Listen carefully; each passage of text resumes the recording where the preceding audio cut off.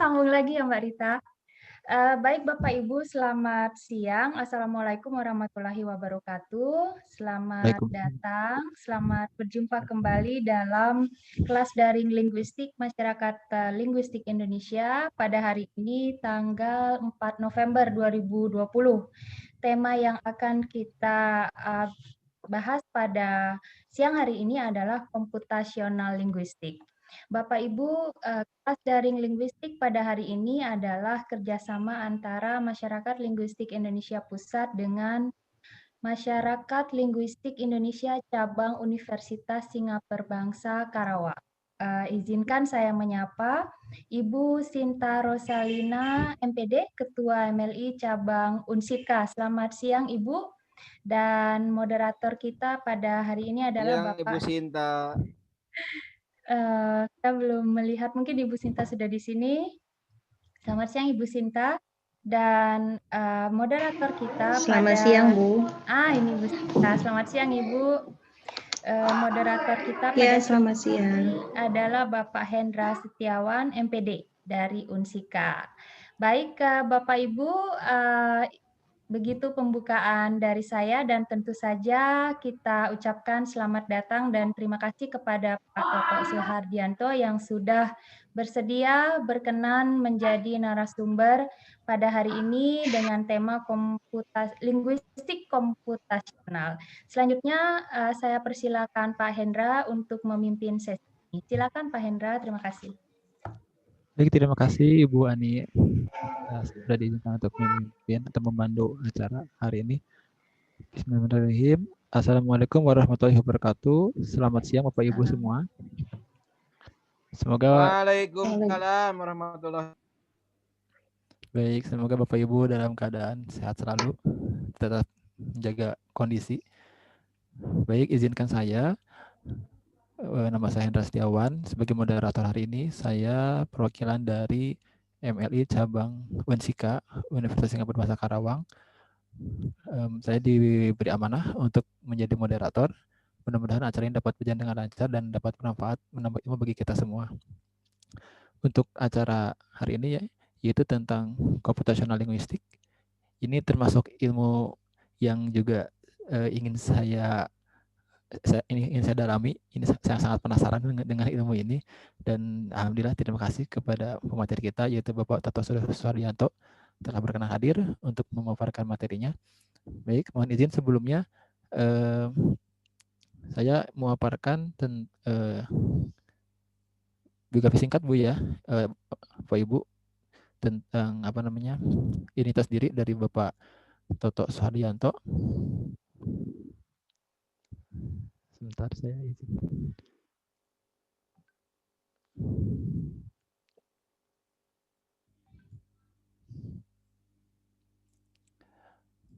Baik, saya sampaikan riwayat hidup singkat dari Bapak Toto Suhardianto. Nama lengkap Toto Suhardianto. Jabatan akademik jabatan fungsional sebagai lektor. Lahir di Surabaya 21 Juni tahun 1969. Tanggal lahirnya hampir mirip dengan saya, Pak. Saya tanggal 22 Juni. Jadi setelah Bapak ulang tahun baru saya ulang tahun.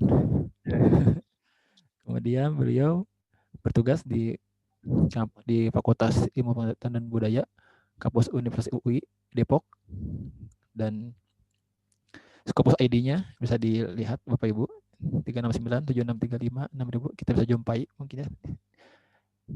Lalu beliau untuk pendidikan S1 di Universitas Indonesia, S2 juga di Universitas Indonesia, S1 mengambil sastra Indonesia, S2 linguistik, dan S3 di Keio University bidang ilmu Information Processing Computational Linguistics. Jadi sesuai dengan bidang ilmu Bapak.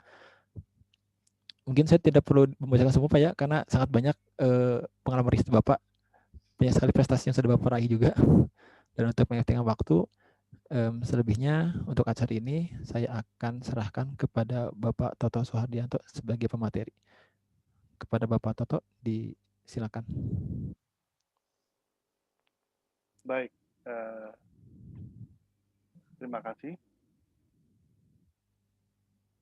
Pak Hendra ya atas perkenalannya, Bapak dan Ibu semua. Izinkan saya menyapa Ibu Luhani yang Ketua MLI Pusat ya, yang sudah membuka tadi, juga kepada Ibu Sinta ya dari Unsika yang Sika. ya memungkinkan saya untuk hadir ya dalam kegiatan siang hari ini. Suara saya terdengar tidak ya? Cukup. Terdengar, Pak. Ya, cukup jelas ya. Jelas, Pak Toto. Jelas Pak, terdengar Pak. Baik, ada satu hal yang disampaikan yang di di dalam presentasi kali ini saya sebenarnya agak sedikit grogi ya. Mungkin pertama kali saya biasanya saya bicara tentang korpus gitu ya, linguistik korpus. Ya. Kalau saya bicara tentang linguistik komputasional itu biasanya di forum yang audiensnya itu teman-teman dari teknologi informasi gitu ya. Jadi terminologi atau apa gitu saya tidak perlu pikirkan, tapi ketika saya harus menyampaikan di depan teman-teman semua gitu ya di sini, mungkin saya harus pikirkan terminologi dan konsep-konsepnya yang mana yang harus saya pilih gitu ya. Karena linguistik komputasional itu sangat luas dan saya sendiri sebenarnya belum terlalu menguasai semuanya begitu ya, hanya fokus pada beberapa bidang, tapi mungkin perlu saya sampaikan juga karena di materi saya ini ada 4 logo ya. Yang pertama logo tempat saya bekerja, Universitas Indonesia, yang kedua adalah logo Universitas Lingkungan Berbangsa Karawang yang mengundang saya untuk berbicara, lalu logo MLI yang menyediakan kuliah daring ini, dan yang satu lagi sebelahnya adalah logo INACL ya, Indonesian Association for Computational Linguistics. Kebetulan saya menjadi ketua ya dari INACL itu tahun ini ya, jadi saya mungkin di sini sekaligus mewakili dan memperkenalkan organisasi yang namanya adalah INACL ya. Nah, INACL ini adalah organisasi mereka yang berkecimpung dalam linguistik komputasional. Sebagian besar memang pesertanya atau anggotanya adalah orang-orang dari bidang IT, ya. Tapi ada juga beberapa yang berasal dari linguistik. Ya, dan saya sendiri dari linguistik dan tahun ini saya saya sebagai ketua untuk INACL itu, makanya saya ingin memperluas jaringan INACL ini ke kalangan teman-teman linguistik, mengajak lebih banyak lagi teman-teman untuk masuk ke bidang linguistik komputasional. Oke, itu pengantar saya ya. Jadi awalnya saya bingung terus terang ya, karena ini kali pertama saya menyajikan satu presentasi tentang linguistik komputasional di depan teman-teman linguis semua gitu ya. Biasanya kalau saya bicara tentang linguistik komputasional itu audiensnya dari computer science atau IT gitu. Nah, jadi saya bingung mau mulai dari mana gitu ya. Jadi saya mulai dari sini aja deh kalau gitu ya. Jadi ada bahasa dan ada komputer gitu ya. Dan ini menjadi satu keniscayaan yang tidak bisa kita tolak, bahwa kemudian bahasa ini berinteraksi dengan komputer gitu ya. Atau sebaliknya, komputer berinteraksi dengan bahasa. Nah, karena interaksi tersebut kemudian memunculkan beberapa bidang. Ya, yang pertama mungkin computer assisted language learning, ya, ada yang menyebutnya itu, ada yang menyebutnya TEL, ya, technology enhanced language learning. Ya. Lalu ada korpus linguistik, ya, bidang yang kemudian saya terjun nih ya, di UI setelah saya pulang gitu ya, karena komputasional linguistik tidak ada kuliahnya ya. Jadi saya karena non job akhirnya dimasukkan ke dalam linguistik korpus, dan sejak itu saya mempelajari korpus hingga sekarang. Nah, tapi di luar itu sebagai hobi barangkali mungkin ya, penelitian-penelitian yang di luar itu saya bekerja sama dengan teman-teman dari IT tetap mengembangkan linguistik komputasional. Nah, lalu ada istilah lagi yang namanya natural language processing. Ada computational linguistic dan banyak lagi yang lainnya. Nah, jadi begitu banyak bidang yang kemudian muncul ya, karena tadi ya interaksi antara bahasa dan komputer itu. Oke. Nah, lalu bagaimana gitu? Saya sering sekali ditanya ya oleh teman-teman gitu ya. Linguistik komputasional itu apakah penerapan komputer dalam riset linguistik? Gitu. Jawabannya bergantung ya. Bisa ya, bisa juga tidak gitu ya. Kalau bahwa melihat bahwa komputer diterapkan dalam riset linguistik komputasional, iya gitu ya. Tapi apakah sekedar hanya menerapkan komputer dalam riset linguistik? Tidak. Linguistik komputasional lebih jauh dari itu, lebih luas daripada itu. Jadi kalau saya menggunakan prab, ya, meneliti speech, menggunakan spektrogram gitu ya, itu mungkin belum bisa disebut melakukan penelitian dengan linguistik komputasional. Kecuali nanti kalau misalnya sound wave-nya tadi ya, gelombang bunyinya kemudian dijadikan vektor ya, kemudian lalu diolah kembali itu mungkin baru masuk dalam tradisi yang disebut dengan riset linguistik komputasional. Jadi itu jawaban saya kalau ditanya sama teman-teman, apakah linguistik komputasional itu penerapan komputer dalam riset linguistik? Jawabannya bisa ya, bisa juga tidak. Oke, tadi sudah saya jelaskan. Nah, ternyata apa yang saya katakan ini kurang lebih juga selaras gitu ya oleh ya tokoh dalam linguistik komputasional sangat terkenal yang namanya Christopher Manning. Itu dia mengatakan seperti ini gitu ya. Jadi kalau kuliah dia membuka mata kuliah gitu ya, mata kuliah namanya Computer Applications in Linguistics. Nah, di dalam kuliah itu di awal kuliah dia mengatakan bahwa Computer Application in Linguistics ini bukan computational linguistics gitu ya. Ini hanya mengajarkan beberapa software atau paket software ya yang sering digunakan dalam kajian-kajian linguistik ya, atau humanities untuk membuat kamus, untuk menganalisis spektrogram ya dan segala macam gitu. Ya, jadi ditekankan pada learning about tools gitu ya. Jadi kursus yang menerapkan bagaimana menggunakan toolsnya itu. Sementara kalau computational linguistics menurut Manning itu adalah kursus kuliah 3-4 tahun. Ya. Di dalamnya itu ada berbagai macam mata kuliah yang harus diambil yang mencakup software engineering gitu, misalnya algoritma dan segala macam yang harus kita pelajari gitu kira-kira. Nah, apakah harus kita ambil 3-4 tahun kursus itu? Sekarang dengan adanya internet ya, dan dengan adanya begitu banyak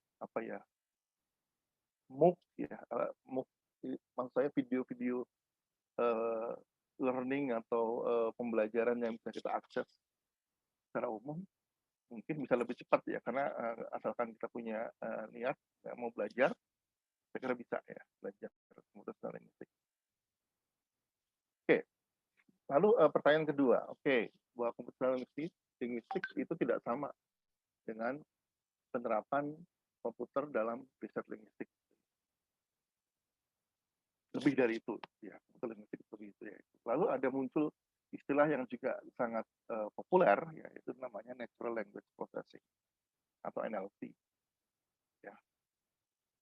Nah, NLP ini kalau dilihat dari singkatannya mungkin ada yang menirukan dengan Neuro-linguistic Programming, bukan ya. Ini NLP yang dalam arti Natural Language Processing atau pemrosesan bahasa alami.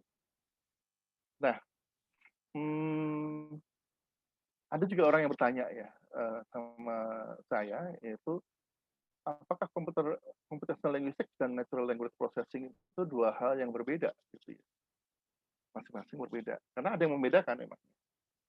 Jadi ada yang membedakan yang menganggap bahwa computational linguistics itu mempelajari bahasa gitu ya dengan menggunakan komputer gitu ya, dan memecahkan masalah-masalah teoretis ya maupun konseptual kebahasaan dengan bantuan tools, algoritma maupun apa begitu ya. Jadi lebih ke studi tentang bahasa gitu ya, computational linguistics. Sementara kalau natural language programming itu lebih ke menghasilkan satu fungsi atau satu produk gitu ya. Jadi lebih pragmatik gitu ya, pragmatis menurut saya. Itu NLP. Ya, jadi menghasilkan misalnya seperti Google Translate ya, kemudian menghasilkan text to speech atau speech to text ya. Itu NLP gitu. Ya. Tapi ada juga kelompok yang menganggap tidak sih, NLP itu hanya bagian dari computational linguistics. Computational linguistics sangat lebar gitu ya, sangat luas cakupannya. Nah, saya termasuk yang di sebelah kanan yang menganggap bahwa computational linguistics itu lebih luas dari natural language processing. Natural language processing itu hanya bagian dari computational linguistics yang memang mengkhususkan pada cara atau metode untuk memproses dan menghasilkan produk berupa bahasa. Apakah itu speech atau text atau knowledge, ya, pengetahuan. Ya. Nah, jadi setara dengan NLP di dalam CL itu ya itu ada speech processing. Ini kajian yang menganalisis speech, ya, bicara ya sebagai gelombang sinyal bunyi gitu ya. Kemudian ada knowledge representation ya, atau representasi pengetahuan ya. Jadi misalnya kita mengekstrak satu informasi dari katakanlah teks atau kumpulan teks gitu ya.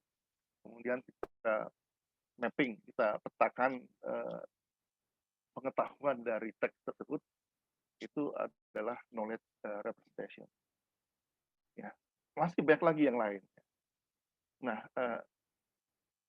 saya bidang saya yang asli ya, waktu saya S3 itu adalah computational diachronic linguistics. Jadi kalau di dalam terminologi linguistiknya mungkin itu, tapi kalau di dalam terminologi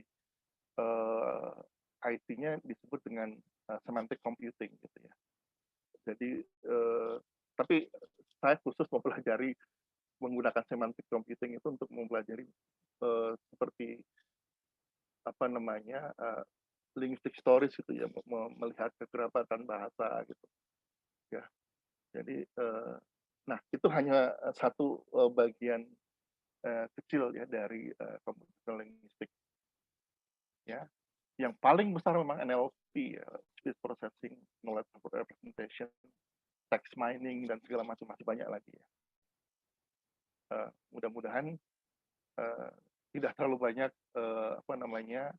istilah-istilah atau konsep yang saya perkenalkan pada siang ini. Oke.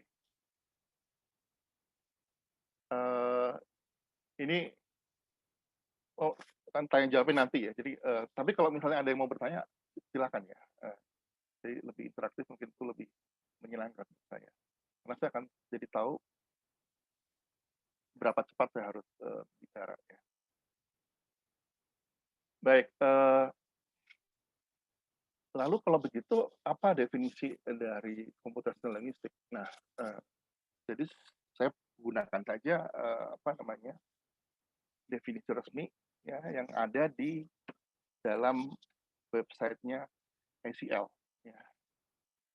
Jadi di ACL itu dikatakan begini ya, bahwa linguistik komputasional itu adalah kajian ilmiah ya, bahasa ya dari perspektif komputasional. Jadi computational linguist itu tertarik pada penyediaannya model komputasi atau pembangunan model komputasi untuk berbagai jenis fenomena linguistik, gitu ya. Misalnya dalam proses morfologi misalnya, gitu ya. Bagaimana proses afiksasi dalam bahasa Indonesia ya, misalnya seperti yang dilakukan oleh beberapa teman ya di Indonesia kan juga seperti itu ya. Itu salah satu. Nah, jadi model-model komputasional itu ya bisa knowledge base ya, dan data driven. Ya, jadi maksudnya kita berikan knowledge ke data yang ada gitu, atau kayak penelitian yang ground theory gitu ya. Jadi misalnya pokoknya kita lihat datanya, lalu dari data itu kita susun gitu ya modelnya. Jadi kalau yang awal itu top down gitu ya, yang data driven itu bottom up gitu ya. Kira-kira mungkin seperti itulah kira-kira ya.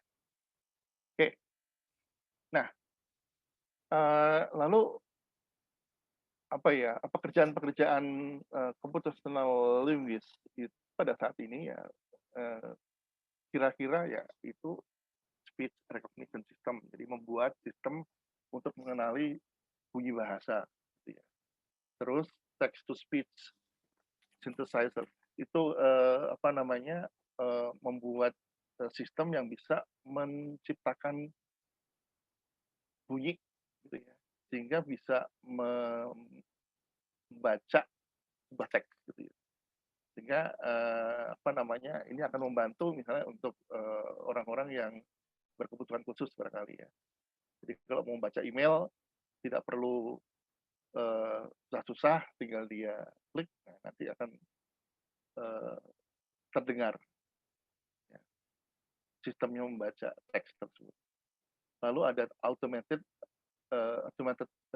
voice response system. Ya, ini yang masih cukup baru ya. Jadi misalnya kalau ini biasa diterapkan dalam chatbot atau dialog robotik gitu ya. Jadi kalau misalnya saya bicara sama robot ini, lalu nanti direspons oleh robotnya. Seperti itu. Kemudian web search engine, nah ini yang sudah kita kenal lama, ya, misalnya seperti Google atau Bing atau Baidu, ya. Nah itu adalah search engine. Kemudian ada text editor, ya. Ada language instruction materials dan sebagainya. Itu baru beberapa jenis. Ya. Nah kalau mau lihat ya minat-minat atau bidang-bidang yang dikaji oleh para peneliti bidang linguistik komputasional di dunia, ya, itu kita bisa lihat di kelompok yang namanya SIG, gitu ya, Special Interest Group, ya, atau kelompok yang punya minat khusus, gitu ya. Nah itu ada 20-an kalau nggak salah. Ya, jadi misalnya ada SIGEN, itu special interest group on annotation. Ini khusus hanya berdiskusi atau saling sharing tentang penelitian anotasi. Ya. Terus ada lagi yang lain ya, misalnya SIG Dial gitu ya, itu SIG on discourse and dialogue gitu ya. Lalu ada SIGLEC ya, SIG on the lexicon misalnya, dan seterusnya sampai 24 ya kira-kira. Jadi ini kajian-kajian yang grupnya itu diakui oleh ACL ya, oleh asosiasi yang menaungi para peneliti di bidang linguistik komputasional. Oke. Nah, kalau dilihat di sini SIG yang sebenarnya saya bidang saya yang asli yaitu computational diachronic linguistics gitu ya, itu nggak ada di sini ya, belum masuk. Jadi mungkin belum ada orang-orang yang satu minat dengan saya membuat grup gitu ya, di dalam ACL. Oke. Nah, lalu asosiasinya, konferensinya, dan jurnalnya gitu ya. Asosiasinya yang paling top ya, rujukan internasional adalah ACL memang, yang namanya Association for Computational for Computational Linguistics, bukan Computer Linguistics. Lalu ada NAACL. Ya, NA itu berarti North American. Ya, jadi ACL tapi chapter Amerika Utara. Lalu kalau yang EACL itu berarti chapter Eropa. Kalau Asia Pasifik itu namanya AACL. Nah, kalau conference-nya yang paling sulit, yang top conference yang paling sulit untuk dimasuki itu adalah ACL. ACL conference itu tiap 2 tahun sekali. Lalu IMNLP ya, juga lumayan, tapi masih di bawah dari ACL. Lalu ada SLT and ACL, juga conference yang lumayan. Lalu ada ICSP ya. Ini untuk khusus mereka yang mungkin bidangnya ke speech atau ke wicara. Ya. Nah, kalau top jurnalnya cukup banyak ya. Cuma saya ambil yang beberapa yang biasanya diperbincangkan, yaitu ya Big Data and Society ya. Itu Q1 fokus ya. Kemudian impact factor-nya 3 lumayan sulit. Lalu Journal of Memory and Language, yaitu lalu ada jurnal semantik, dan ada jurnal yang namanya Computational Linguistics. Ada banyak, ada belasan ya. Tapi ini yang saya ambil yang cukup sering diperbincangkan. Nah, di Indonesia sendiri ada ya, asosiasinya, yaitu INACL, itu yang saya sebutkan tadi.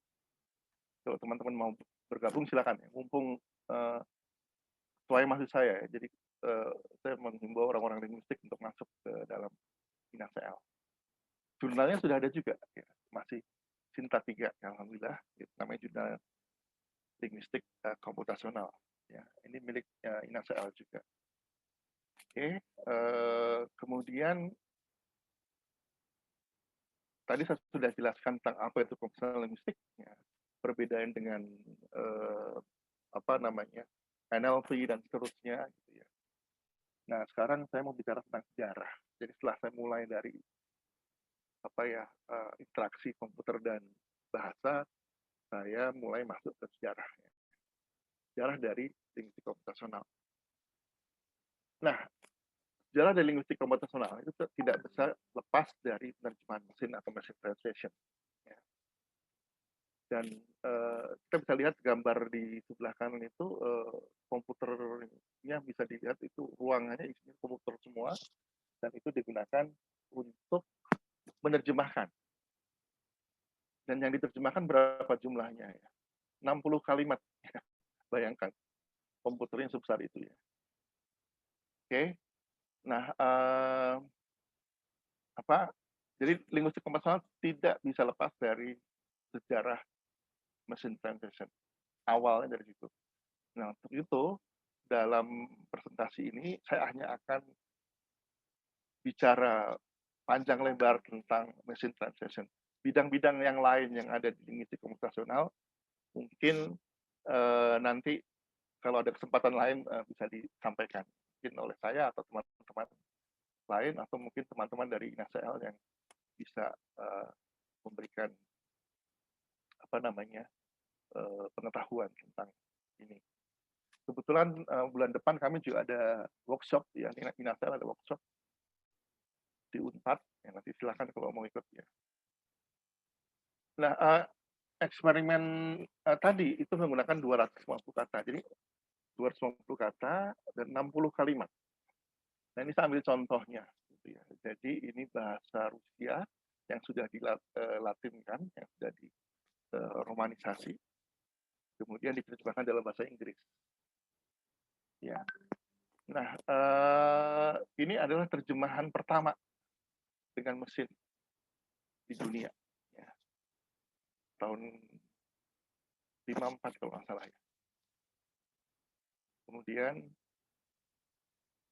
saya coba ya dengan deep learning machine translation ya, kalimat yang bahasa Inggrisnya tadi saya pindahkan ke bahasa Rusia, dan ini terjemahannya. Saya tanya kepada teman saya dari sastra Rusia, antara terjemahan ini dengan kata yang jadi masukan ini ya. Yang di sini yang sebelah kiri yang sumber, yang sebelah kanan itu hasil terjemahan. Kalau di sini sebaliknya, ya, yang kiri itu maksudnya bukan kiri, sebaliknya. Yang di sini bahasa Inggris saya letakkan di sebelah kiri sebagai sumber dan Rusia sebagai sasaran. Nah, saya tanya apakah ada perbedaan. Nah, terjemahan dari deep learning ini ternyata menurut teman saya, karena saya tidak bisa baca ya, dan tidak bisa paham, itu cukup natural ya terjemahannya. Mungkin karena menggunakan deep learning ya. Kalau pada masa lalu, tahun 1954, ini tidak bisa bolak-balik ya. Jadi hanya Rusia ke Inggris. Gitu ya. Paling tidak pada waktu presentasi itu, ya, itu hanya dari Rusia ke Inggris saja. Sementara kalau menggunakan deep learning translation ini kita bisa bolak-balik ya. Tinggal scroll down menunya kita turunkan lalu kita ganti ya. Ini kan ego ya, bahasa Inggris masuk dalam bahasa Jepang, kita bisa ubah ke Rosyago atau bahasa Rusia. Di sebelah kanan nanti bisa kita ubah juga. Jadi kita bisa bolak-balik ya untuk memeriksa apakah terjemahannya baik atau tidak.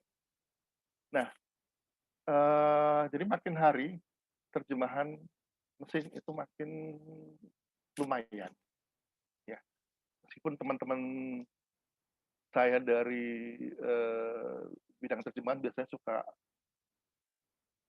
berkeberatan ya dengan terjemahan mesin. Memang ya penerjemahan mesin ini tidak bisa menggantikan human translation ya, tapi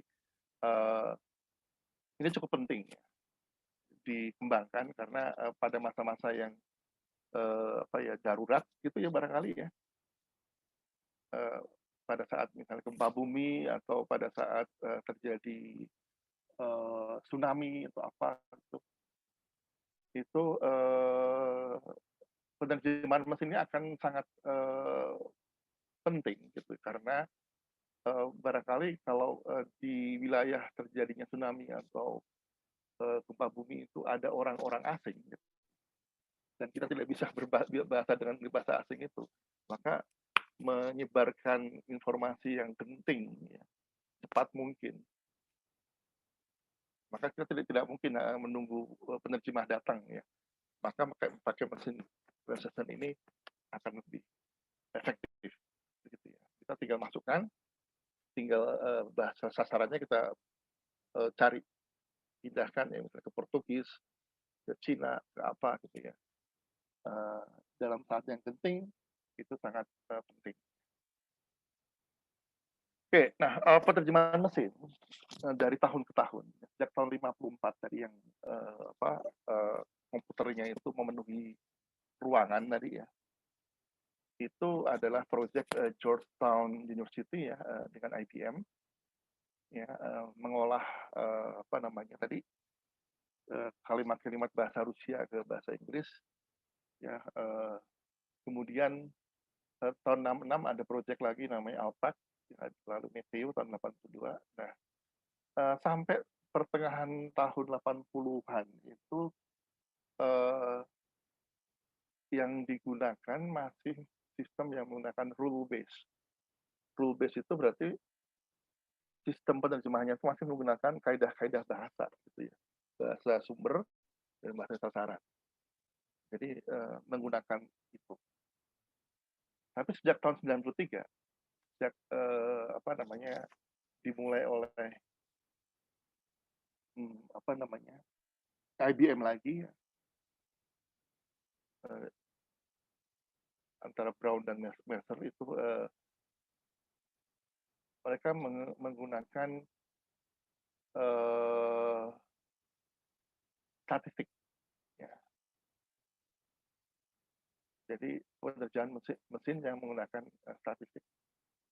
Nah, mulai kira-kira akhir tahun 2000-an ya, jadi sekitar 2008 2009 gitu ya, itu mulai masuk neural machine translation atau penerjemahan mesin yang menggunakan sistem neural gitu ya. Ya, jadi sistem sebenarnya pengembangan dari statistik ya yang apa diaplikasikan berdasarkan bagaimana sih cara neural ya, otak ya, itu bekerja kira-kira seperti itu ya. Nah, kalau yang rule based itu kira-kira seperti ini ya. Jadi dengan sistem penerjemahan mesin yang berdasarkan kaidah itu jadi bahasanya, bahasa sumber ya, itu dipecah dulu ya per kata gitu ya, per lema barangkali, kemudian dianalisis morfologinya, dianalisis sintaksisnya ya, kemudian diterapkan dalam bilingual translator, kemudian diterjemahkan atau diproyeksikan ke bahasa sasaran ya, dan hasilnya adalah terjemahan dalam bahasa sasaran. Nah, di situ yang sangat pentingnya dalam rule base itu adalah dictionary atau kamus. Itu apa maksudnya? Itu maksudnya adalah daftar kata ya, daftar kata dalam bahasa tersebut gitu ya, yang dikumpulkan sebanyak mungkin gitu ya, yang itu digunakan untuk konsultasi antara mesin dengan kamus tersebut. Oke. Nah, kira-kira ada lima tahap ya kalau bisa kita terjemahkan ya. Misalnya saya mau menerjemahkan ke dalam bahasa Jepang gitu ya. Saya tidak bisa makan ikan. Nah, saya tidak bisa makan ikan itu saya deformasi dulu gitu ya, dipecah lagi ya. Saya sendiri, tidak sendiri, bisa sendiri, makan sendiri, tidak sendiri ya. Kemudian dianalisis morfologinya barangkali ada yang apa namanya terdiri dari beberapa morfem barangkali gitu ya. Kemudian dilihat dikaji lagi sintaksisnya, baru kemudian semantis. Setelah itu baru masuk ke fase representasi. Ya. Nah, ini representasi dari bahasa sumber ke bahasa sasaran. Kemudian ketika sudah direpresentasikan ke bahasa sasaran, itu di-generate atau dikeluarkan, gitu, dihasilkan. Nah, itu melalui proses sintaksis generation. Jadi dibuat dulu urutannya, gitu ya, word ordernya segala macam, gitu ya, urutan kata segala macam, dan juga semantiknya, gitu ya. Baru kemudian nanti dilakukan reformatting, post editing, dan akhirnya muncul terjemahan dari sertifikat berserakan dalam bahasa Jepang, yaitu Watashi wa Sakanao Tabirarenai. Oke. Nah,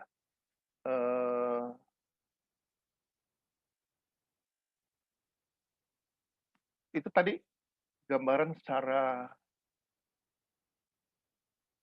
prosesnya secara umum. Ya. Nah, ini gambaran proses yang ada dalam mesin translation atau penerjemahan mesin yang susun atau diciptakan oleh perusahaan IT ya, yang namanya Systran. Coba nanti teman-teman cari di Google Systran, itu pasti nanti akan muncul satu perusahaan yang khusus menangani soal penerjemahan mesin. Nah, untuk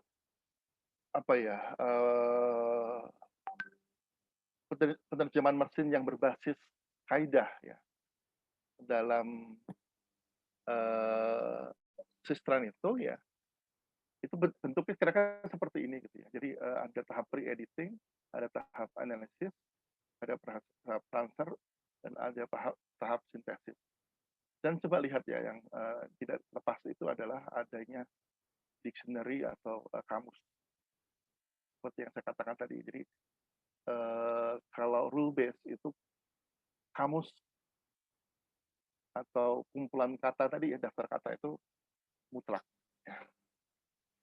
Jadi sistemnya seperti itu, masuk teks sasaran, lalu masuk teks sumber, masuk pre-editing, analisis, transfer, sintesis, nanti keluar teks sasaran. Nah, sekarang kita masuk ke era yang berikutnya. Jadi yang rule based itu sudah agak jarang ulik lagi atau diutak-atik lagi. Nah, ada yang berikutnya, yaitu yang disebut dengan SMT, gitu ya, Statistical Machine Translation. Nah, ini dibangun berbasis pada statistik, betul menggunakan probabilitas. Dan kalau di dalam rule base tadi ya, yang berbasis kaidah tadi, itu yang digunakan adalah kamus, daftar kata. Di dalam SMT ini yang digunakan adalah korpus paralel. Jadi ada teks dalam bahasa Inggris dan teks dalam bahasa Prancis misalnya, gitu ya. Inggris dan Prancis. Nah, itu paralel. Paralel itu berarti kalimat per kalimatnya itu jajar, gitu ya, sesuai dengan apa yang terjemahannya. Nah, SMT ini berawal dari postulat ya, bahwa jika kita mendapatkan atau jika kita ingin mendapatkan terjemahan yang tepat, itu pasti melalui beberapa kali permutasi. Jadi beberapa kali uji coba gitu ya, mencocokkan kata. Gitu ya. Oke, permutasi itu berarti bolak-balik gitu. Kalau satu mengarah apa ya, merujuk pada yang lain, maka yang satu juga merujuk ke yang satunya gitu. Itu terjadi permutasi. Ya. Nah,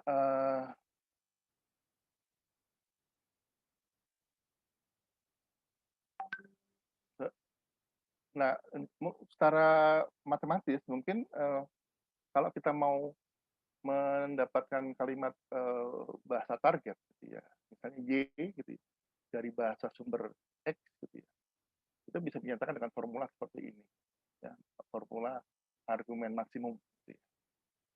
Jadi ini maksudnya kalau dibaca bahwa apa ya, terjemahan yang paling dekat dari Y, yaitu bahasa target, itu merupakan apa namanya, penerjemahan atau probabilitas dari X dipermutasikan dengan Y atau X apa ya, diterjemahkan dengan Y.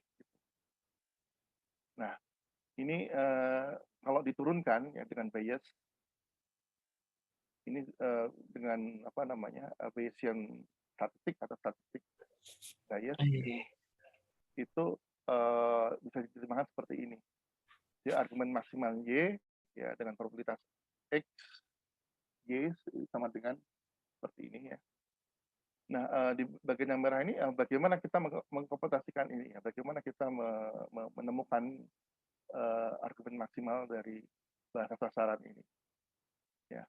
Lalu P X ya Y ini ya itu adalah model terjemahan, sementara P Y ini adalah model bahasa. Ya, jadi model bahasa itu adalah model bahasa sasarannya, sementara di sini adalah model bagaimana penerjemahan dari bahasa sumber ke bahasa sasaran, gitu ya. Nah, jadi PXY itu disebut model terjemahan, ya, dilatih pada korpus paralel. Jadi kita melatih korpus paralel. Jadi kalau misalnya kata X misalnya, itu diterjemahkan apa ya, di dalam bahasa sasaran. Nah, apa itu model penerjemahan. Oke. Sementara kalau PY itu disebut model bahasa, itu hanya dilatih pada korpus bahasa Inggris. Jadi ini melihat bagaimana apa sanding kata atau apa ya,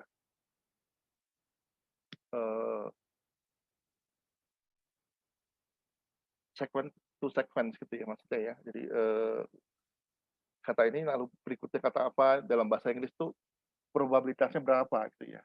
Misalnya kata apa ya, kata misalnya cook gitu ya, to cook misalnya masak gitu ya. Cook itu kemungkinan diikuti oleh apa gitu ya, dan dalam bahasa Inggris. Nah itu dipelajari berdasarkan frekuensi di dalam korpus bahasa Inggris. Nah semuanya itu dipelajari lalu itu dipakai untuk membuat model yang disebut dengan model bahasa. Ya.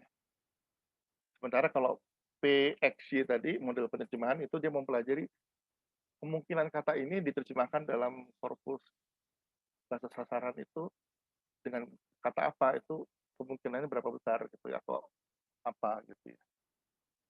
Nah, itu di dalam model penerjemahan. Jadi kira-kira seperti itu ya. Apa gambaran secara simpelnya. Oke. Jadi mungkin melalui gambar aja deh, seperti ini kira-kira ya. Jadi di sebelah kanan itu ada korpus bahasa Inggris, ya kumpulan teks bahasa Inggris.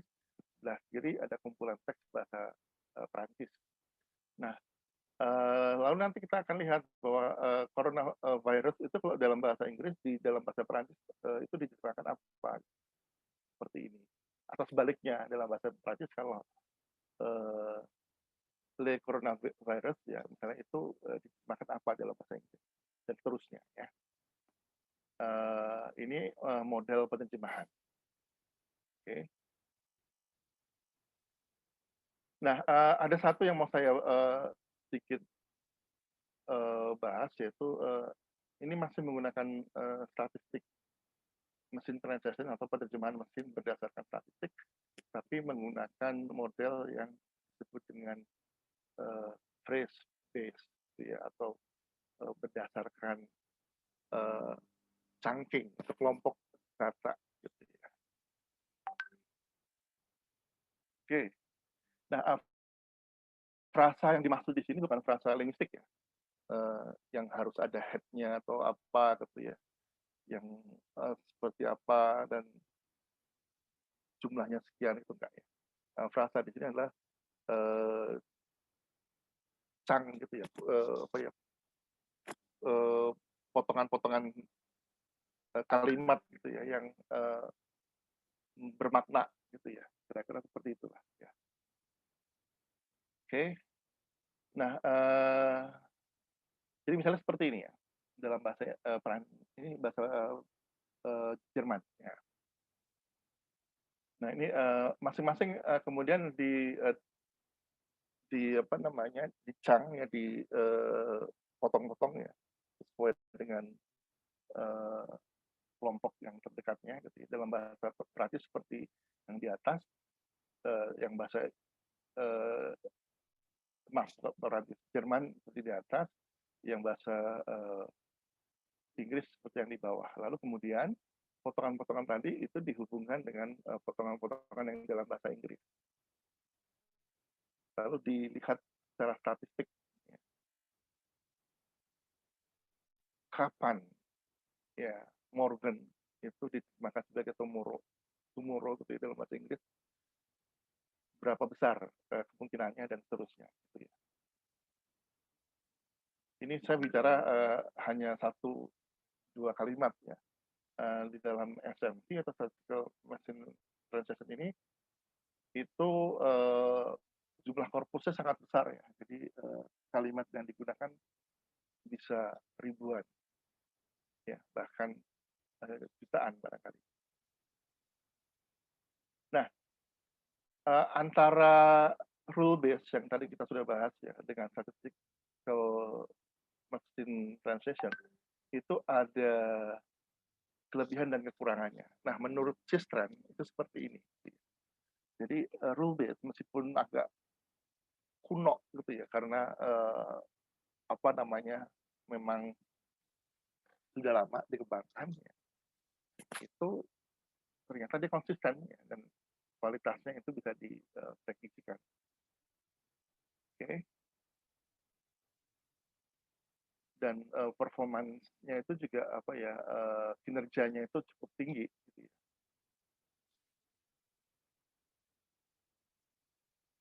Kalau statistik dengan pendekatan statistik itu agak sulit karena kalau mau mendapatkan yang apa ya, kinerja yang tinggi, maka itu dibutuhkan komputer yang bukan CPU tapi mungkin GPU kali ya. Jadi komputer yang kemampuannya lebih tinggi dari yang rata-rata. Oke, ini kurang lebih apa perbandingan antara rule dengan statistical translation. Lalu masuk ke era yang baru, ya, era tahun 2000-an yang disebut dengan NMT, ya, Neural Machine Translation. Ini sebenarnya saya sendiri belum terlalu menguasai ya, karena saya hanya melihatnya sebagai black box gitu ya. Ya, ini dimasukkan ke situ lalu nanti keluarnya ini gitu ya. Belum pernah coba gitu ya. Maksudnya coba mengulik dalamnya gitu. Nah, kira-kira seperti ini ya. Lihat gambarnya saja. Jadi misalnya apa, ada dua yang disebut kalau di dalam deep learning atau neural machine translation itu disebut dengan RNN gitu ya, recurrent neural network gitu ya. Oke. Nah, jadi ada 2 RNN ya, yang pertama encoder ya, yang kedua adalah decoder RNN ya. Ini misalnya W1 ini adalah kata ya, word 1, word 2 ya, word 3 berarti kata ketiga. Lalu ini di apa namanya, transfer ke kalimat target gitu ya. Kemudian menggunakan apa namanya, decoder RNN tadi ya, untuk kemudian nanti dihasilkan kombinasi yang paling baik.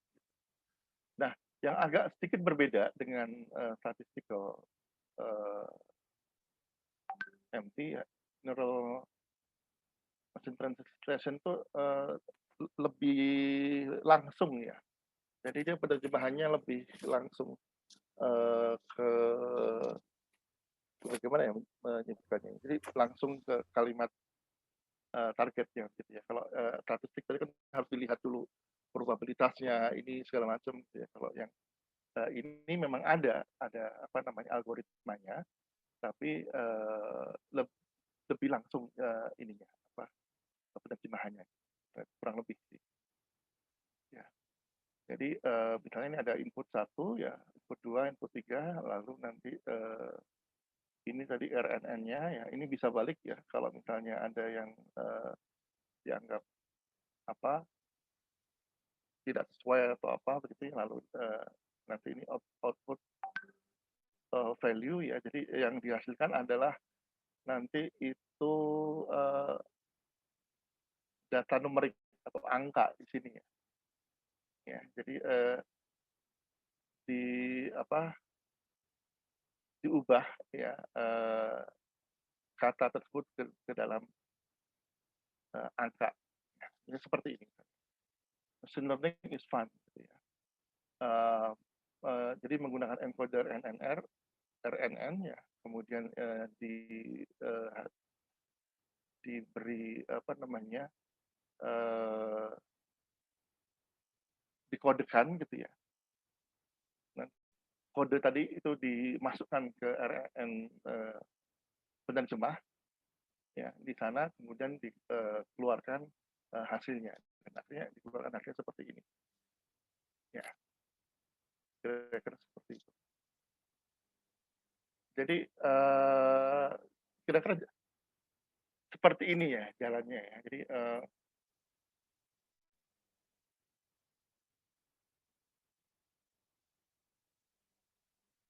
Jadi seperti yang kita lihat ya, ini di atas ada aksara kanji gitu ya, kanji Cina itu.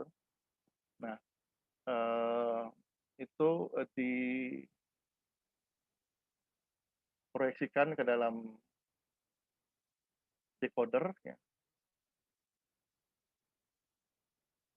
Dan nanti decoder menghasilkan output ya, kata ya, knowledge is power, dan begitu. Itu yang saya bilang langsung tadi ya. Jadi outputnya itu satu demi satu, tergantung dari apa, jumlah katanya. Oke. Ini mungkin gambaran yang paling mudah ya untuk memahami bagaimana penerjemahan neural MT ya, yang diaplikasikan untuk Google Translate. Nah, Google Translate sendiri ya, menggunakan neural machine translation ini ya, itu untuk membuat penerjemahan antara satu bahasa dengan bahasa yang lain yang sama sekali tadi tidak terhubung gitu. Jadi kalau kita perhatikan di sini ya. Nah, ini kan bahasa Jepang gitu ya. Sorry, di sini ya. Nah, ini pada tahap training, tahap pelatih gitu. Itu I am dalam bahasa Inggris, kemudian diterjemahkan dalam Korea itu. Lalu di balik di Korea, Inggris gitu. Sekarang Inggris ke Jepang, lalu Jepang ke Inggris. Nah, kalau sudah, nanti Jepang langsung bisa ke Korea, dan Korea juga bisa langsung ke Jepang. Ya, jadi itu yang menyebabkan bahwa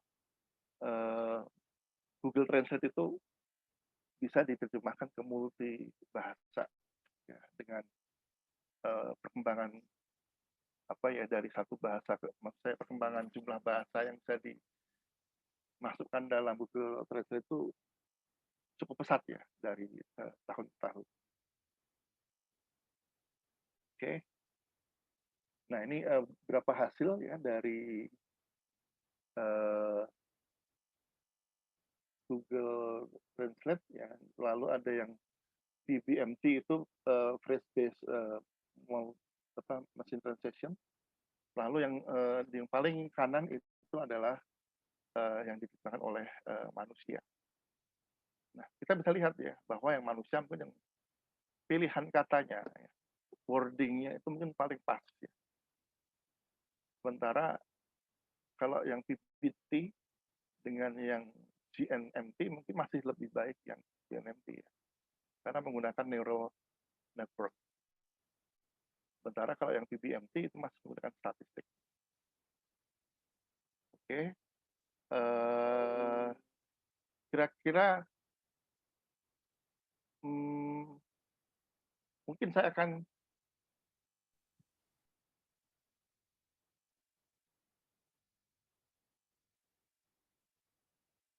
segera akhiri saja ya, karena waktunya ya, saya lebih baik sih diskusi ya.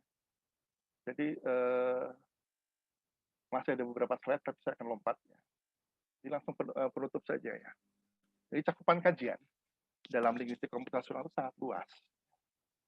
Linguistik komputasional berfokus pada penggunaan komputer dan komputasi ya. Jadi maksud saya menggunakan kata komputer dan komputasi ini begini. Komputer itu alatnya, komputasi itu adalah formula atau teknik atau metode untuk mengolah dan menghasilkan bahasa. Oke. Sementara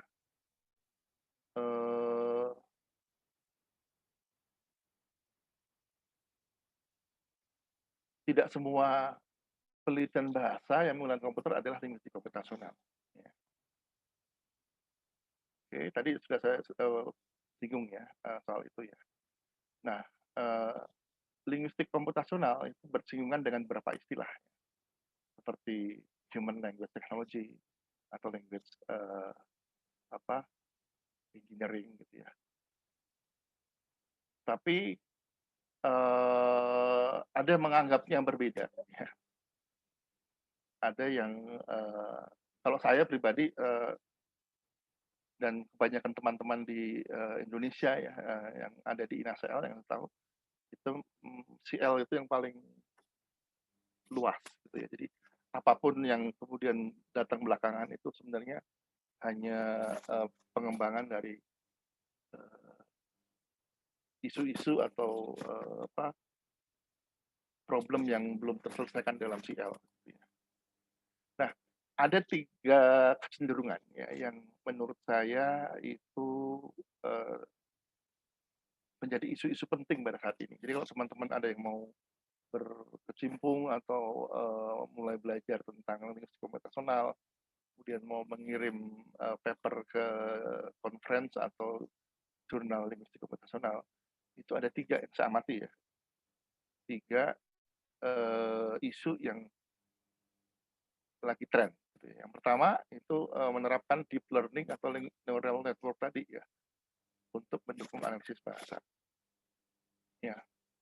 Lalu yang kedua penelitian terhadap under-resourced languages. Jadi bahasa-bahasa yang masih jauh dari cukup untuk dikaji gitu ya, sehingga sumber daya bahasanya itu masih sedikit. Nah, Indonesia itu gudangnya, gitu ya. Jadi saya berharap teman-teman linguistik kalau ada yang berminat bisa bergabung, karena linguistik komputasional itu bagi saya ya itu lebih saya memandang lebih ke interdisipliner ketimbang itu kajian yang monodisiplin gitu ya atau apa gitu ya. Jadi bukan monopoli orang komputer dan bukan monopoli orang linguistik. Jadi yang ada adalah kita kolaborasi dengan para orang IT gitu ya. Tapi untuk bisa paham konsep-konsep atau ketika kita diskusi lalu melakukan improve inovasi atau apa terhadap riset kita, ya kita harus paham juga ya, supaya nanti ketika mereka berbicara mengenai itu atau ini kita bisa mengikuti. Nah, lalu yang ketiga itu penelitian cross lingual, jadi membanding-bandingkan antar bahasa dengan menggunakan sistem atau algoritma yang ada di dalam linguistik komputasional. Oke. Nah, bagi yang berminat ya, ini buku wajib ya, belajar computational linguistics. Ya. Fardu ain ya. Harus dibaca. Kalau orang Islam mungkin bilang fardu ain, ya, harus betul-betul kita baca kalau mau mendalami. Dua ini yang paling penting karena ini yang paling sering disebut ya. Bahkan di websitenya SEL itu dipajang di sana. Ini kitab suci untuk computational linguistics. Lalu kalau yang mau belajar, ini saya memasukkan juga beberapa tautan untuk belajar computational linguistics dan NLP. Ya, beberapa sangat mudah untuk diikuti ya. Jadi nanti coba silakan lihat. Ini beberapa referensi yang saya gunakan untuk pertemuan kita hari ini. Baiklah, saya kira itu saja ya karena saya rasa saya sudah memakan waktu hampir atau lebih dari 1 jam. Akan lebih baik kalau kita masuk ke diskusi saja ya, supaya lebih interaktif. Ya, saya kembalikan ke Mas Hendra ya. Baik, Pak Toto. Terima kasih atas paparannya. Sungguh luar biasa. Materi yang disampaikan Pak lumayan membuat kita pasti ingin bertanya-tanya. Dan di kolom chat Pak, di ruang chat sudah ada 6 orang yang bertanya. Baik, saya akan sampaikan. Yang pertama ada pertanyaan Pak dari Pak Renhard Sophia. Belum menyampaikan 2 pertanyaan. Yang pertama, apakah INASEL memiliki training intensif untuk computational linguistics, terutama kajian untuk studi kekerabatan bahasa? Begitu Pak. Kemudian yang kedua, apakah konsep computational linguistics bisa diterapkan dalam linguistik data science atau bagaimana? Begitu. Itu dari Pak pertama. Renhard ya. Oke. Iya, Pak Renhard. Baik, yang pertama ya. Tadi saya katakan ya bahwa di dalam computational linguistics bidang yang sebenarnya saya tekuni ya awal waktu saya studi S3 itu sebenarnya isu yang jarang dipelajari dalam computational linguistics karena yang belajar ya hanya orang linguistik gitu ya yang suka dengan linguistik historis itu hanya orang-orang linguistik ya. Karena peneliti-peneliti di bidang ini itu umumnya dari Department of Linguistics ya, bukan dari Department of Computer Sciences. Jadi sebut saja misalnya ada Soren Wisman yaitu dari Max Planck Institute, ya, lalu ada Russell Gray dari Auckland University, itu mereka linguis ya. Jadi saya punya mimpi karena kebetulan saya lagi ada di dalam INASEL ya, sebagai pengurus INTI.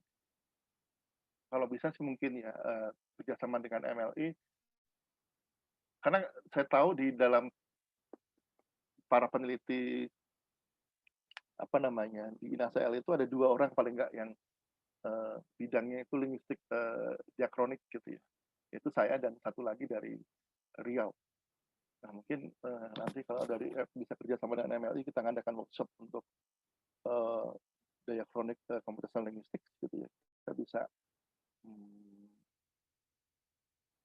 buat training untuk itu sih Pak ya. Jadi bagaimana menghitung kekerabatan tapi menggunakan komputasi, ya. Tidak menggunakan glotokronologi maupun klasikal statistik gitu ya.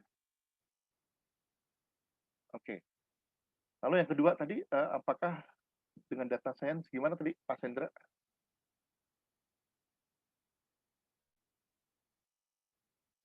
Di sini soalnya nggak ada di Pak Hendra mute. Pak Reinhardt. Yang kedua tadi, apakah computational linguistik itu bisa termasuk dalam data science atau gimana tadi ya? Kalau misalnya seperti itu, mungkin saya sendiri apa ya? Data science itu boleh dikatakan mungkin bidang ilmu yang bukan bidang ilmu ya, kajian yang baru muncul atau tren ya ketika teknologi komputer modern itu sudah mulai apa namanya bisa mengolah data yang begitu besar gitu ya. Jadi di awal-awal 90-an ya sampai sekarang kira-kira seperti itu. Karena computational linguistik ini sudah berkembang jauh sebelumnya. Gitu ya. Nah, jadi kalau mau dikatakan bahwa computational linguistik itu kajiannya itu lebih beragam ya ketimbang data science. Nah, kalau data science itu lebih kepada bagaimana mengolah data dan mengekstrak informasi dari data tersebut, kemudian memvisualisasikan agar bisa dipahami dengan lebih mudah oleh khalayak, gitu ya. Kira-kira seperti itu. Nah, apakah computational linguistic itu termasuk dalam data science? Mungkin ada bagian-bagiannya yang masuk. Ya. Jadi ada bagian-bagian yang masuk ke data science. Seperti gini aja deh, misalnya cognitive linguistics gitu ya. Nah, apakah cognitive linguistics itu bisa dimasukkan dalam cognitive science gitu ya? Mungkin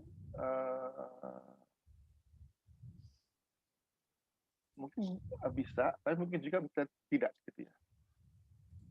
Ya, jadi ada bagian-bagian yang mungkin dari cognitive linguistics yang mungkin tidak ada dalam cognitive science gitu. Ya, jadi seperti itu mungkin jawabannya kira-kira ya. Mudah-mudahan menjawab.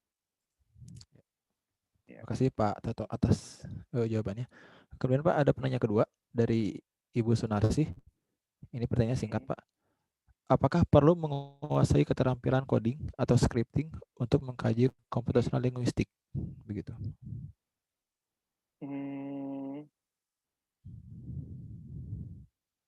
Paling nggak yang dasar gitu ya, itu sebaiknya sih iya sih Bu ya. Kalau mau mendalami computational linguistic itu wajib ya. Jadi seperti beberapa teman di sini misalnya belajar R gitu ya, itu bisa ya. Atau Python gitu ya, atau yang lain ya MATLAB atau apa gitu ya. Nah jadi sebaiknya memang menguasai keterampilan coding atau scripting. Cuma gini, sekarang ini ada beberapa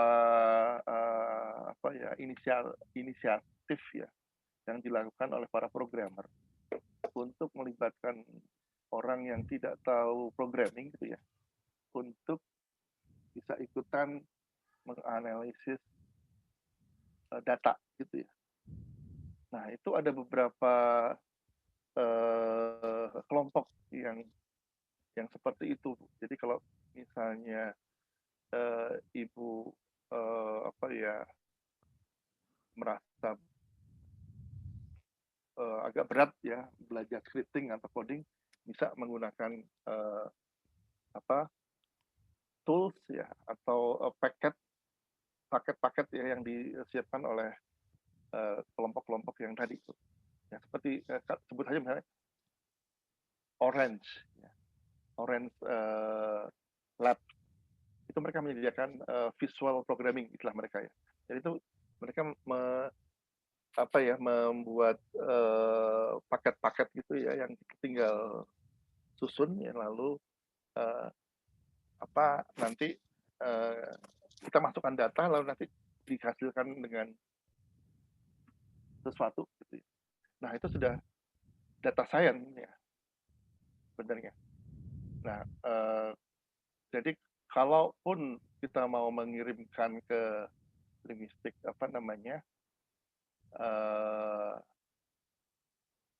maksud saya ke jurnal linguistik komputasi, mungkin masih bisa diterima ya. Terutama jurnal linguistik komputasional kami ya, yang di Indonesia itu sangat welcome atau sangat terbuka bagi teman-teman yang mungkin mau kirim ya ke jurnal di INASEAL.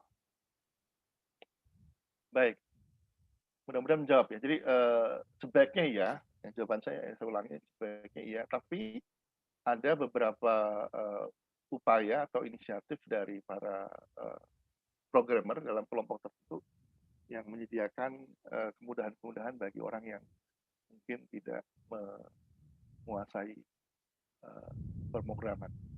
Ya. Oke. Baik. Baik, ya. Ada lagi? Masih banyak Pak yang bertanya Pak. Ini saya sudah rekap pertanyaannya. Kemudian ada penanya ketiga Pak. Ini juga singkat pertanyaannya dari Ibu Maria Tamarina Prawati.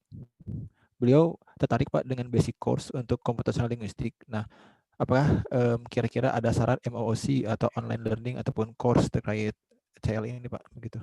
Ada Bu, tadi di dalam link yang saya berikan itu ada beberapa MOOC ya, MOOC yang bisa Ibu ikuti gitu ya. Bahkan nanti kalau Ibu tertarik ada beberapa, karena kami di INASEAL itu sudah mengumpulkan database dari beberapa situs atau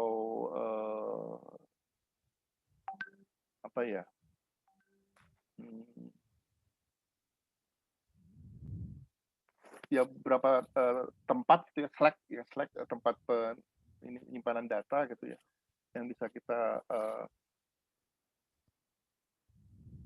ikuti atau kita gunakan untuk belajar linguistik komputasional. Ya nanti bisa Bu, kalau misalnya yang di PPT kurang nanti bisa menghubungi kami. Ya. Nanti rencananya sih saya ingin meminta teman-teman dari para orang-orang IT itu yang sangat piawai dalam programming itu untuk memberikan basic workshop gitu ya tentang bagaimana melakukan penelitian dengan menggunakan komputer gitu. Itu mungkin satu program INASEAL yang paling tidak tahun depan coba saya lakukan. Mudah-mudahan ada teman dari IT yang bisa melakukan itu ya. Paling tidak menggunakan MOOC atau video ya Bu ya. Karena dengan itu kan sekarang kita tidak perlu pergi ke tempat yang jauh untuk mengajar. Baik. Ya. Ada lagi?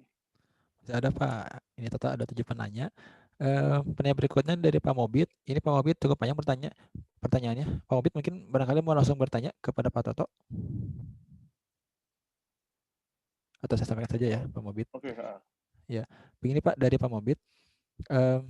Dalam kasus penerjemahan oleh mesin, misalnya oleh Google Translate begitu, seringkali ditemukan terjemahan yang tidak sesuai dengan konteks sosial masyarakat. Nah, jika dilihat dari perspektif CL, apakah ini bagian dari proses kerja yang belum selesai atau bagaimana? Atau memang ini adalah sebuah keterbatasan dari CL dalam mengakomodir sosial linguistik? Itu Pak dari Pak Mobit. Oke Pak, Google Translate itu kan menggunakan Neural MT tadi ya yang saya jelaskan. Nah, salah satu kelemahan Neural MT atau deep learning itu adalah bahwa dia butuh korpus ya atau data yang besar.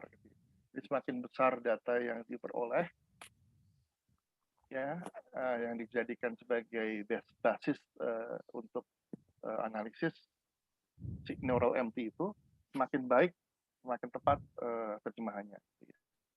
Nah, tapi belakangan ini ada isu terkini ya dalam konferensi LREC 2 bulan yang lalu gitu bahwa sekarang ada kecenderungan menggunakan deep learning ya tadi ya neural network tadi yang digunakan di Google Translate itu digunakan untuk bahasa-bahasa yang sumber dayanya sedikit gitu ya. Nah, itu lagi mau dicoba, tapi artinya memang belum selesai ya. Tapi kalau yang neural network yang diterapkan di Google Translate yang saya tahu ya, itu memang membutuhkan data korpus yang besar. Jadi akibatnya kalau misalnya terjemahannya itu ke bahasa yang datanya di Google itu tidak banyak gitu ya, ya bisa terjadi tidak tepatan atau tidak sesuai dengan konteks sosial masyarakatnya Pak. Itu ya. Kan bisa saja mungkin dia menggunakan korpus Wikipedia gitu ya. Karena kan gampang dicari gitu. Karena korpus Wikipedia itu kan maksudnya Wikipedia itu kan menyediakan teks dalam berbagai bahasa Nusantara. Dan tinggal comot aja kan. Nah, tapi kan itu kan bahasanya kan bukan bahasa yang dipakai sehari-hari. Jadi ketika terjemahkan untuk kalimat-kalimat yang seharian gitu ya, kadang-kadang aneh. Barangkali karena korpusnya itu yang belum cukup. Itu sih Pak, kira-kira ya. Baik, itu jawaban untuk Pak Mobit. Yeah. Kemudian Pak Toto masih ada pertanyaan. Ini pertanyaan kelima dari Ibu Dwi Haryanti dari UM Surakarta. Ibu Dwi Haryanti bertanya, bagaimanakah tingkat keakuratan, keberterimaan, dan keterbacaan hasil terjemahan dengan menggunakan Neural MT? Begitu Pak. Nah ini mungkin justru sebenarnya ladang kita ya sebagai linguis. Jadi kalau misalnya Ibu Dwi Haryanti mau, karena dulu saya pernah dalam satu konferensi tentang mesin penerjemahan ini gitu ya, itu ada yang mengulas terjemahannya Google bahasa Jawa gitu masalah ya. Nah itu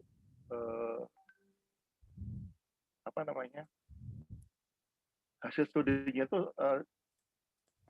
sangat menarik gitu untuk dilihat gitu, bahwa ternyata ada kekurang tepatan atau masalah-masalah yang mungkin tidak diantisipasi oleh para engineer di Google gitu ya. Jadi saya kira itu malah bisa jadi masukan ya untuk para engineer Google untuk memperbaiki sistem neural MT mereka. Gitu. Ibu ya. Jadi kalau Ibu berminat gitu ya, saya tahu ada satu orang yang pernah melakukan itu karena waktu itu dia pernah diskusi sama saya gitu tentang penerjemahan Google bahasa Jawa. Gitu. Nah itu sebenarnya kalau mau dilanjutkan karena mungkin sekarang kan makin kemari ya makin lama kan mungkin saya yakin penerjemahannya semakin baik. Ya mungkin hanya tinggal 1-2 kata yang tidak tepat, tapi karena saya merasakan sendiri ya, saya pernah menerjemahkan dalam bahasa Jawa gitu ya tahun 2016 dengan kemarin ya minggu yang lalu waktu itu saya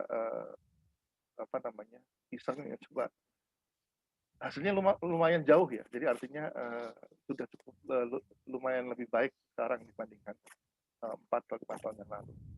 Nah, orang yang menganalisis itu 4 atau 5 tahun yang lalu, jadi kalau misalnya dilakukan lagi sekarang itu menarik juga. Ya mungkin itu ya jawaban saya Bu Dwi Haryanti. Berikutnya Pak, ada pertanyaan ke-6. Yang ke-6 dari Dr. Harsha SPDM Hum. Pertanyaannya singkat saja Pak. Apakah linguistik komputasional termasuk linguistik terapan atau linguistik murni?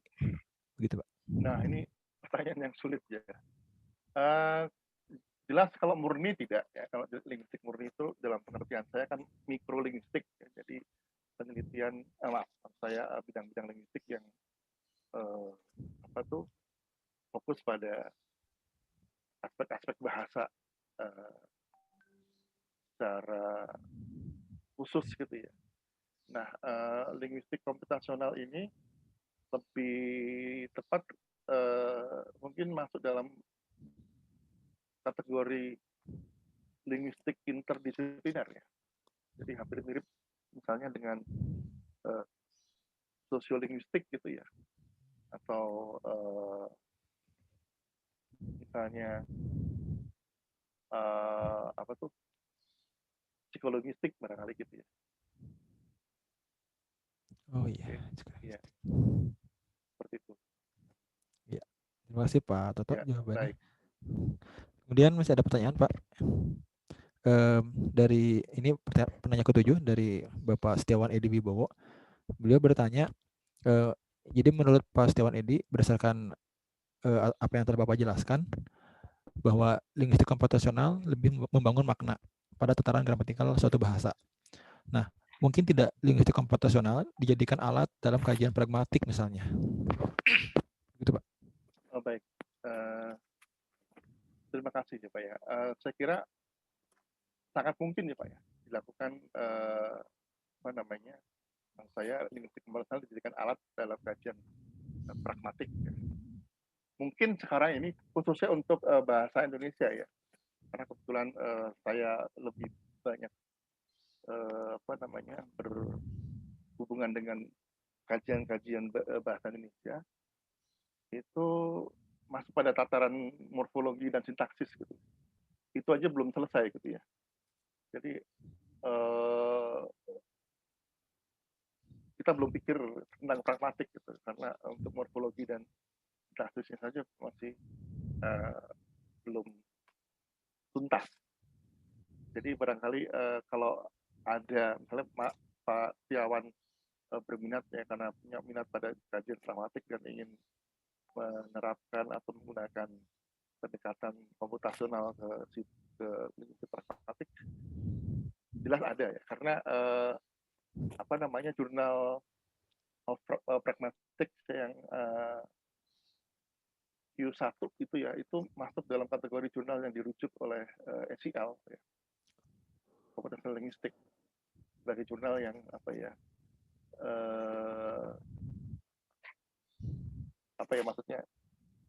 sebagai jurnal yang menjadi tempat para peneliti SEL itu untuk mengirimkan artikelnya kan. Berarti kan artinya ada orang-orang peneliti yang memang minat pada bidang pragmatik ya. Lalu bentar ya, tadi di dalam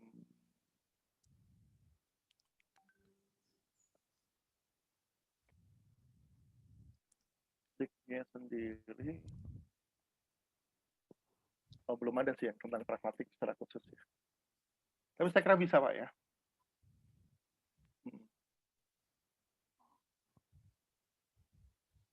Oke, itu kira-kira Pak Hendra ya. Baik Pak. Ada pertanyaan lagi Pak. Ini penanya ke-8. Ini mungkin pertanyaan terakhir karena tidak ada yang bertanya. Yang ke-8 ini dari Ibu Mega Febriani. beliau katanya masih awam Pak dengan linguistik komputasional, kemudian pertanyaannya, bagaimanakah pemanfaatan korpus atau korpora yang sudah ada terhadap penelitian linguistik terapan dalam kaitannya terhadap second foreign atau language learning? Oke, baik.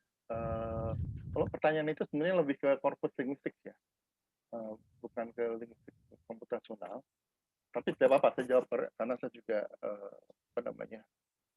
menekuni linguistik korpus juga. Jadi pemanfaatan korpus atau korpora dalam paling tidak second atau foreign language learning itu antara lain ya adalah misalnya dalam penjenjangan kosakata misalnya Bu ya. Ya, misalnya untuk kita membuat materi ajar gitu ya, yang berjenjang gitu ya, antara misalnya kalau kita menggunakan CFR ya, A1, A2, B1 segala macam ya, kita bisa tahu kalau E1 itu vocabnya itu harus seberapa, seperti apa saja, kalau itu seperti apa dan berapa gitu ya, nanti B berapa dan seterusnya. Sehingga ketika kita membuat materi ajar, kita tidak tidak random, tidak acak begitu saja. Kita tahu ada jenjang pemerolehan itu didasarkan pada analisis kita terhadap korpus atau korpora yang kita punya. Ya. Nah, itu salah satu contoh bagaimana penerapan atau pemanfaatan korpus atau korpora dalam language learning, khususnya foreign language learning. Baik, ada lagi? Ya, mungkin kepada Bapak Ibu masih ada yang bertanya? Masih ada waktu ya, kita sampai pukul 16.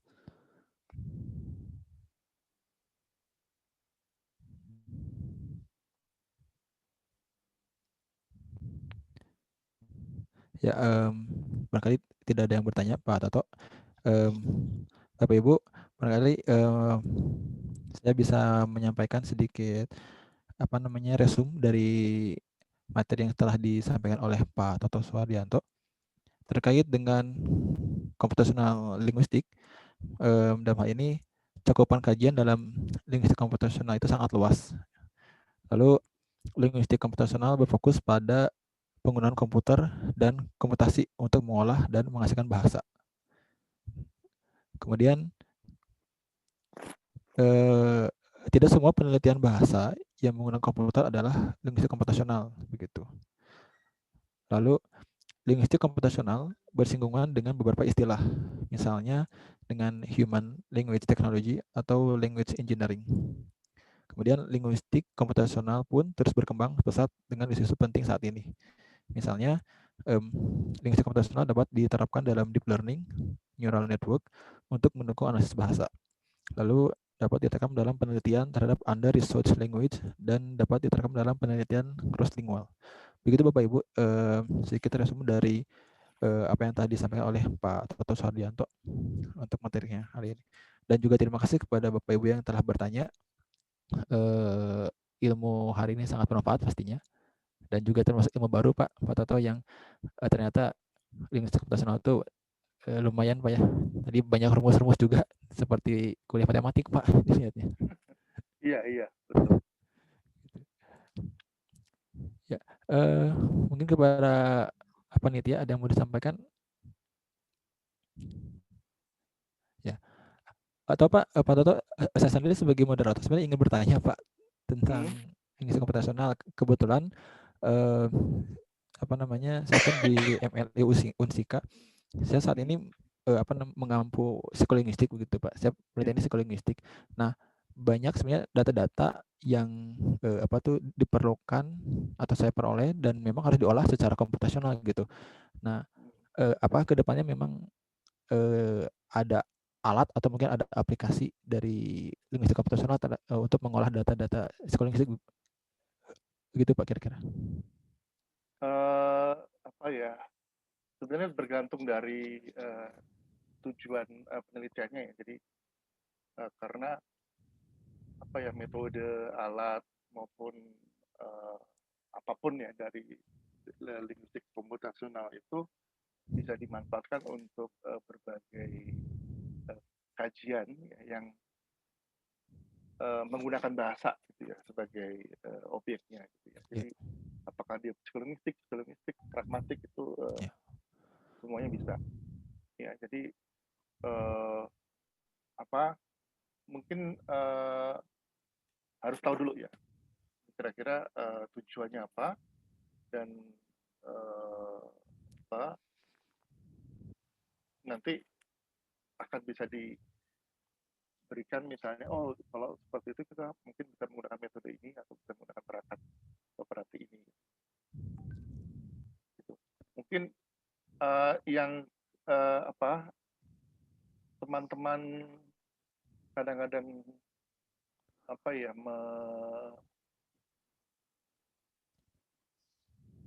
saya memahaminya agak berbeda itu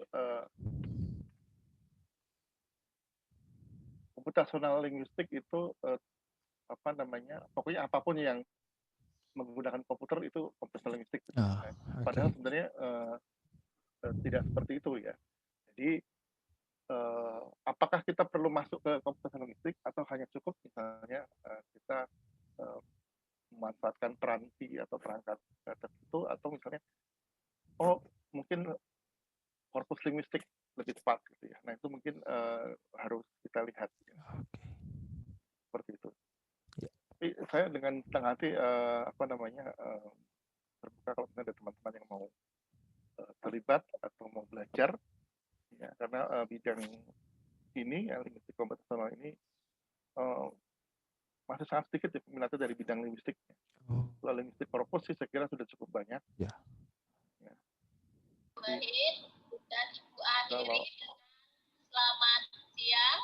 Oke, kalau ada teman-teman yang terima kasih Bu Komang. Pak Ali bisa berhubungan dengan kami dari INASEL untuk misalnya nanti belajar lebih lanjut tentang linguistik komputasional ya. Salah satu saya adalah itu tadi ya, membuat workshop tentang linguistik komputasional yang terbuka untuk teman-teman linguistik supaya lebih banyak lagi yang mau nyebrang ke linguistik komputasional. Karena kalau sudah masuk, saya kira cukup mengasihkan. Ya, itu sih kira-kira. Baik Pak Toto, terima kasih ilmunya hari ini. Sangat banyak Pak dari peserta kali ini yang menyampaikan. Terima kasih kepada Bapak atas materi yang disampaikan. Banyak sekali ilmu yang didapat oleh Bapak dan Ibu. Berikutnya, kepada Bapak dan Ibu mungkin jangan dulu beranjak dari ruang Zoom-nya, karena nanti akan saya abadikan ya Bapak Ibu pertemuan hari ini. Kemudian mungkin ada penutupan mungkin ya dari perwakilan MLI Cabang Unsika Universitas Singapura Karawang, yaitu Ibu Sinta Rosalina MPD. Silakan Ibu Sinta untuk menutup pertemuan hari ini. Mangga. Ya, terima kasih kepada Pak Hendra ya yang telah memandu acara hari ini dengan sangat apik begitu ya, walaupun di sela-sela kesibukannya begitu. Tadi saya juga sampai bingung Pak Hendranya kemana, udah jam 2 belum muncul begitu ya. Ya, terima kasih banyak ya Pak Hendra ya. Terima kasih juga kepada Pak Toto yang sudah meluangkan waktunya untuk bisa menjadi narasumber pada kelas linguistik daring hari ini ya Pak. Banyak sekali ilmu baru yang sangat bermanfaat bagi kami dan sangat tertarik untuk dipelajari, terutama bergabung dengan organisasi INACL ya Pak ya. Iya Bu. Betul. Saya itu biasanya bertemu Bapak itu di APP BIPA ya, APP BIPA Jaya. Ternyata setelah ada konfirmasi dari Bu Rosa, Bapak juga menekuni dunia komputasional ya, linguistik komputasional. Ya, terima kasih Pak sekali lagi dari saya. Terima kasih juga kepada Bu Ani yang tadi izin duluan pada saya karena beliau sedang ada keperluan, ada pertemuan lain begitu ya. Semoga MLI Unsika ini bisa juga berkontribusi untuk mengembangkan linguistik di Indonesia begitu. Ya, terima kasih juga kepada para peserta yang sudah berpartisipasi aktif. Banyak sekali tadi penanya-penanya yang sebetulnya mereka itu Bapak Ibu di sini sangat penasaran dengan linguistik komputasional ini karena saya yakin lebih banyak dari bahasa ya, tetapi istilah-istilahnya tadi cukup baru menurut saya ya karena lebih dari teknisnya itu sendiri. Ya mungkin seperti itu saja dari saya. Atas nama seluruh panitia penyelenggara, kami memohon maaf apabila ada kata-kata yang kurang berkenan dan kekurangan dari acara ini. Ada kami dari cabang MLI Unsika juga memperkenalkan diri. Kita semoga bisa bertemu lagi di acara kelas linguistik yang lainnya. Mungkin itu saja dari saya. Mungkin dari panitia dan yang lainnya. Kalau tidak ada, saya kira sudah cukup. Terima kasih atas partisipasinya. Saya tutup. Wassalamualaikum warahmatullahi wabarakatuh. Semoga bermanfaat Bapak Ibu. Ya, sama-sama. Salam warahmatullahi wabarakatuh. Bapak Ibu, sebelum ditutup